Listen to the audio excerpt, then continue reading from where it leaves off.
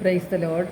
സ്നേഹമുള്ളവരെ, എഫേസോസ് 4:27 വിശുദ്ധ പൗലോസ് ശ്ലീഹ പറയുന്നു, സാത്താന് നിങ്ങൾ അവസരം കൊടുക്കരുത്.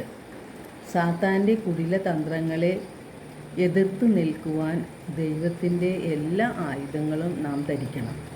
ആയുധം കയ്യിലുണ്ടെങ്കിലും ഉപയോഗിക്കാൻ അറിയില്ല എങ്കിൽ ശത്രുവിനെ കീഴടക്കാൻ നമുക്ക് സാധിക്കുകയില്ല. ആത്മീയ ജീവിതത്തിലും നാം പലപ്പോഴും പരാജയപ്പെട്ടു പോകുന്നത് ആത്മീയ ആയുധങ്ങൾ ഉപയോഗിക്കുവാനുള്ള അറിവില്ലായ്മ കൊണ്ടാണ്. നാം പ്രശ്നങ്ങൾ വരുമ്പോൾ മാത്രമാണ് ആയുധങ്ങൾ തേടിപ്പോകുന്നത്. നാം നിത്യവും ഈ ആത്മീയ യുദ്ധത്തിനായിട്ടുള്ള ആയുധങ്ങൾ കരുതുകയും അതുവഴി അത് പ്രാക്ടീസ് പ്രയോജനപ്പെടുത്തിക്കൊണ്ട് നാം ആത്മീയരായി യുദ്ധം ചെയ്യുന്നവരായി മാറുകയുമാണ് ചെയ്യേണ്ടത്.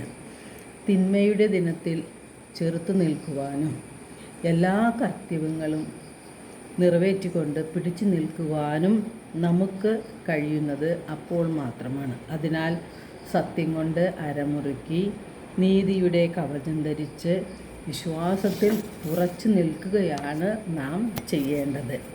ആത്മീയ പോരാട്ടത്തിൽ ആത്മാവിൻ്റെ വാളാണ് ദൈവത്തിൻ്റെ വചനം.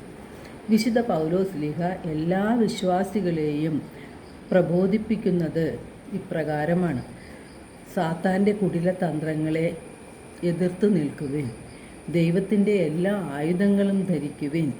എന്തെന്നാൽ നമ്മൾ മാംസത്തിനും രക്തത്തിനും എതിരായിട്ടല്ല, പ്രബുദ്ധങ്ങൾക്കും ആധിപത്യങ്ങൾക്കും ഈ അന്ധകാര ലോകത്തിൻ്റെ അധിപന്മാർക്കും തിന്മയുടെ ദുരാത്മാക്കൾക്കെതിരായിട്ടുമാണ് നാം പടവെട്ടുന്നത്.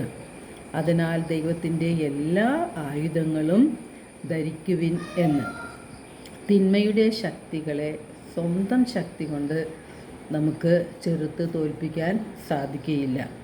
ദൈവവചനമാകുന്ന വാൾ എടുത്തുകൊണ്ട് വിശ്വാസത്തിൻ്റെ പരിച കൊണ്ട് സംരക്ഷണം തീർത്തുകൊണ്ട് വേണം നാം സാത്താൻ്റെ കുടില തന്ത്രങ്ങളെ എതിർത്ത് നിൽക്കുവാനായിട്ട്.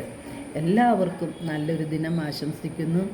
ദൈവം നമ്മെ ഓരോരുത്തരെയും സമൃദ്ധമായി അനുഗ്രഹിക്കട്ടെ.